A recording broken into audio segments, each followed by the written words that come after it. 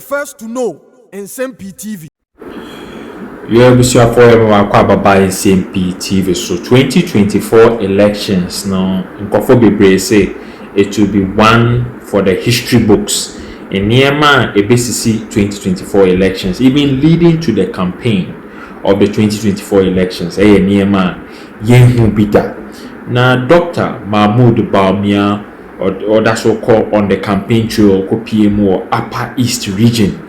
In BCC in the northern region goes to show the reason why in Kofoka said Asiedun Ketia, former President John Dramani Mahama and the NDC leadership are a very, very big mistake with the removal of Honorable Haruna Iddrisu and Muntaka Mubarak as minority leaders and minority chief whip simultaneously. Now, I didn't think cause mass disaffection for the NDC in the northern region. And Chedia and I'm talking see leadership more ultimately say party chairman, the party secretary, a be prepare, a be Koda police station. Until the NDC continuously lose majority of the youth. Now, failure are affected the association of Zongo Chiefs and imams who call in the northern region public leaders, public opinion shapers. One will determine a hat near ko way near fa a journey way near di way near ye atari way near she bebrina ye imams send ye ware send ye Zongo Chiefs ni imams ni dimu akotene pa na adia Zongo Chiefs ni imams na aye ani nsema omaka ewo mu citation mu no. It will go a long way to affect the campaign dynamics of 2024 elections. Now, Sani call citation the Omotroye Ewo Dr. Mahmoud Bawumia's citation to the candidates. Yanko, the regional House of Chiefs, the president of the regional House of Chiefs, or kaayɛ, or say Dr. Mahmoud Bawumia and Nana Dankwa Akufo-Addo candidates. I hear some exceptional things in these 7 years of good governance.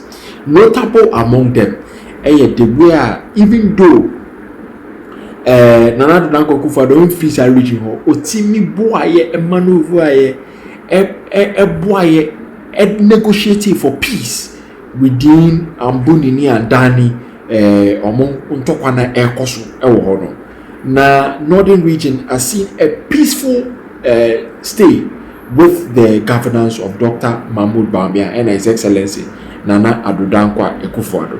Now, secondly, Adienswa Omehu say Oye Ebwa Omonene say no mu even it was 2008 former President John Akufo time ena Omehu say Tamale enya sports stadium chitrinche kakrakapa.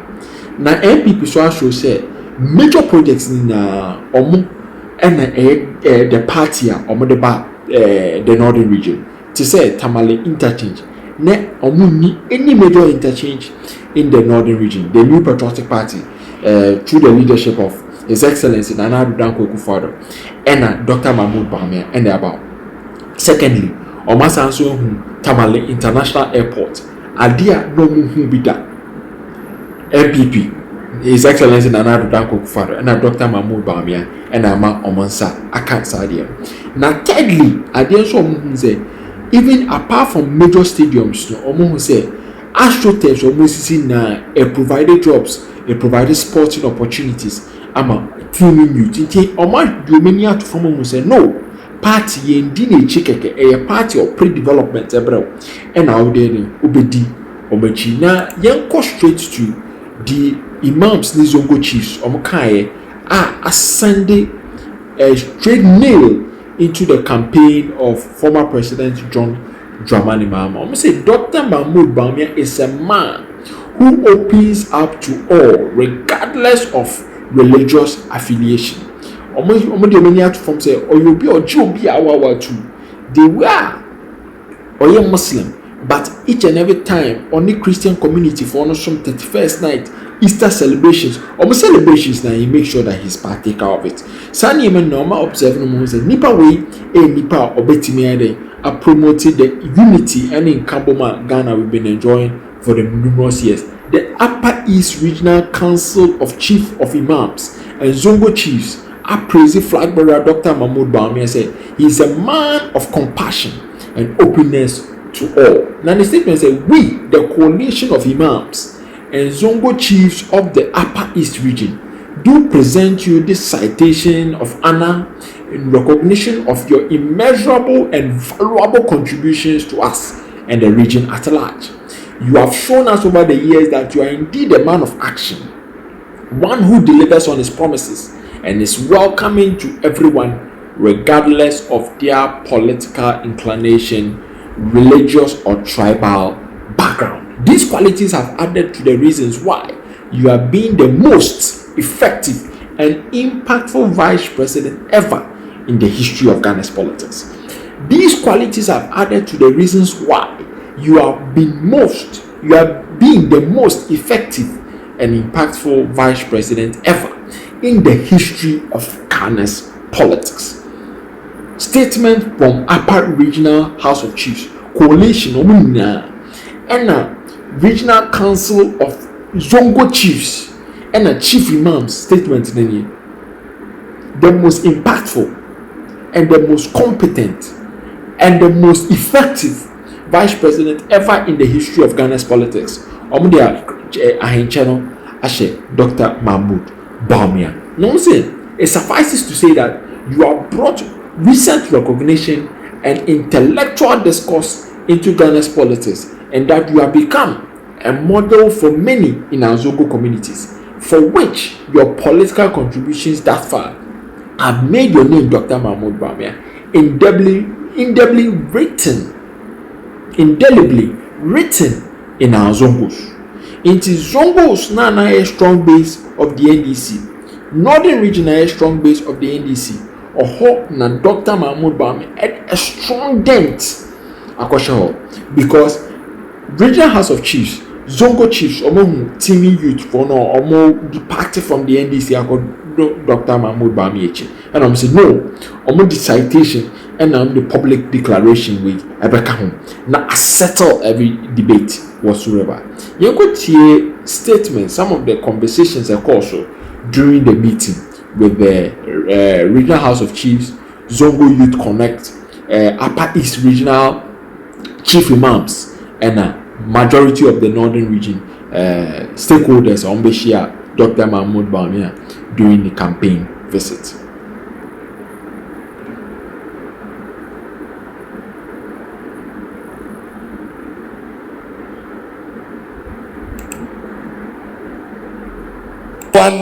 And if he had the money, he would not spend it on free senior high school education.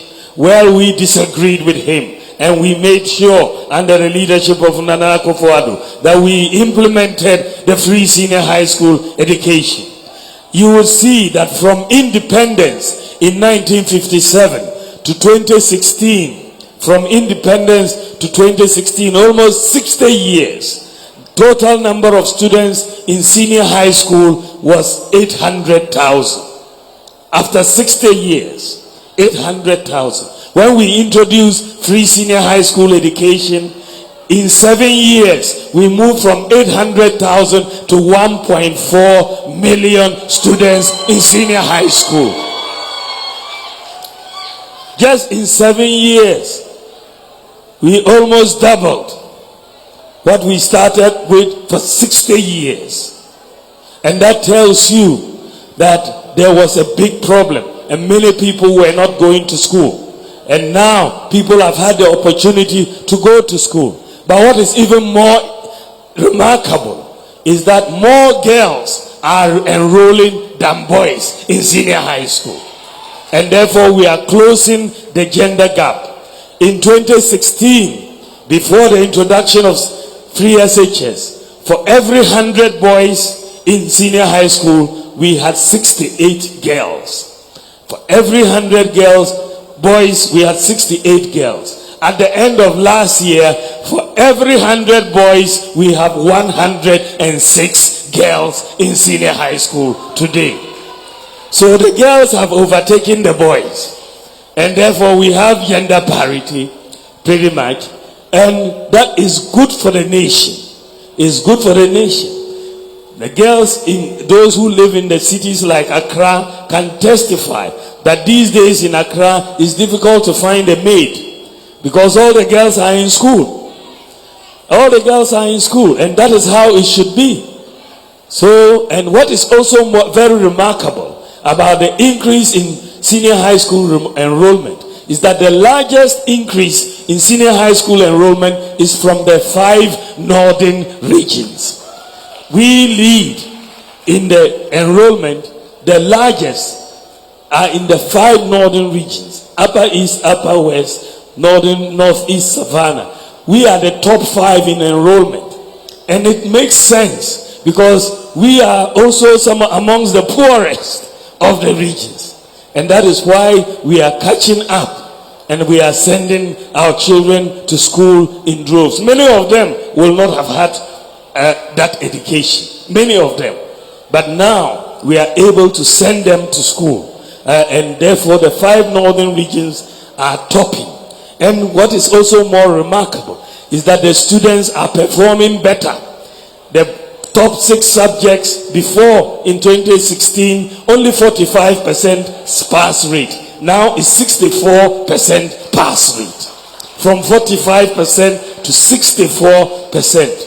And Ghana is topping West Africa. The whole of the West African Exams Council, the top 3 prizes all went to Ghanaian students.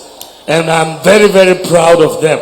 And it is not because someone said they were cheating. No, they were working very hard and they have achieved a lot, and we need to celebrate their achievement. Beyond the training we are giving students for senior high school, we are also training our youth in technical and vocational skills. We have invested the most in technical and vocational education than any government in the history of Ghana since independence. Over the last 7 years, we've spent 6 billion Ghana cedis on TVET education, re-equipping our TVET schools, building new TVET schools, and making sure the 10 technical universities and the 13 technical colleges are fully equipped, first-class equipment that we have in our technical and vocational educational institutions. And we have also brought free TVET education for the first time in our history. No government has been able to do that, and that has increased the number of students in TVET education from 60,000 to 159,000 now. And that is really very remarkable, and we are making sure our students are able to acquire skills. And by the grace of God, I want us to train our students to acquire, and our population to acquire digital skills, to prepare ourselves for the digital economy. The jobs are going to be in the digital space, and the countries that prepare the youth for the digital jobs are the countries that is going to benefit from the digital space. With digitalization as it is, you don't have to travel abroad to work abroad. You can stay in Ghana and be working for an Australian company. You can be in Nsem-Pii and be working for a German company. You can be here and be working in the United States, because you are doing work which doesn't require physical presence, and you can do it online in digital space. And therefore, that is why I want us to train 1 million youth in digital skills, coding, software development, software engineering. Let them acquire the skills. And the good thing about the digital skills is that you don't need a certificate of any repute or any height to be able to do IT. All you need to do is that you are able to read and write. If you can read and write, we can train you to become a coder, to become a software developer, to become a software engineer in the process. And so we have a goal, a target of 1 million youth to train, to make sure that they are able to. In my vision also, we need to help persons with disabilities to access tertiary education, because even though they have disabilities, it doesn't mean that they have inabilities. They have got some of the sharpest minds we have, and therefore I'm going to make sure that persons with disabilities will enjoy free tertiary education under my government. They will all enjoy free tertiary education. Going forward, I'm going to focus on agriculture.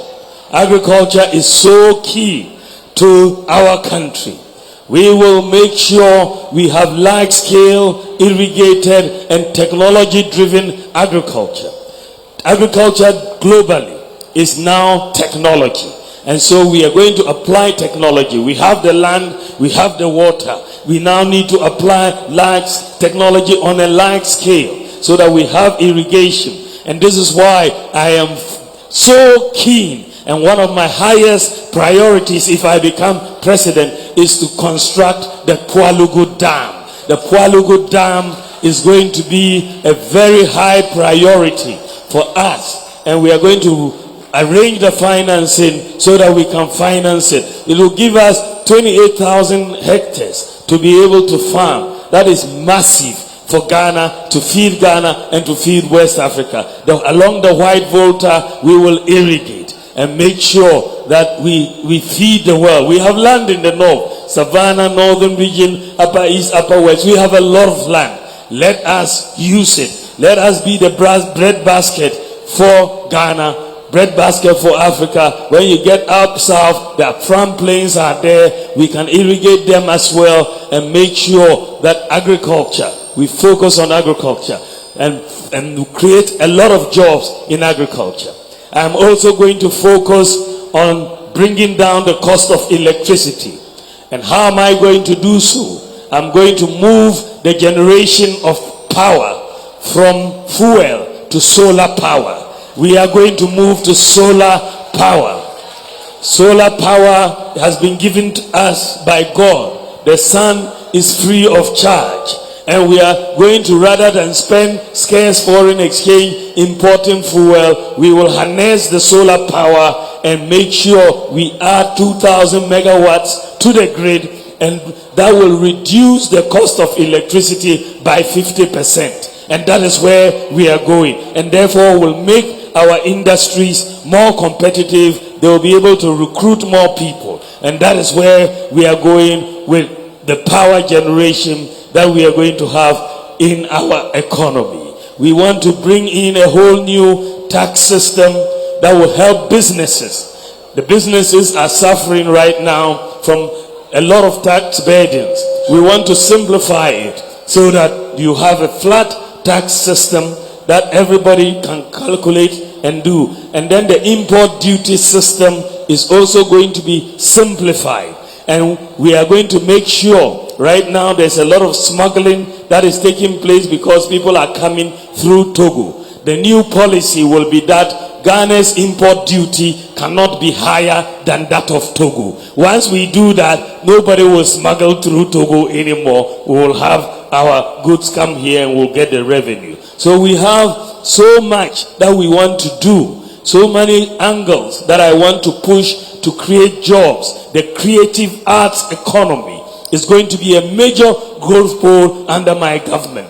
We are going to build on the whole issue of return, the return to Ghana, and then beyond the return, December in Ghana. All of these creative arts industry, we have to support our local musicians and all of that. And we can create a lot of jobs in the arts. We want to push sports as well. We want to push tourism. And these are all big areas of job creation. I believe that the best of Ghana is ahead of us. We have not seen anything. We are making progress. But I believe that Ghana can leapfrog many African countries and be a global competitor. We can do it. It is possible. It is possible. Let nobody tell us we cannot do it. We can do it. My brothers and sisters, I am running for president. Be the first to know. Nsem-Pii TV.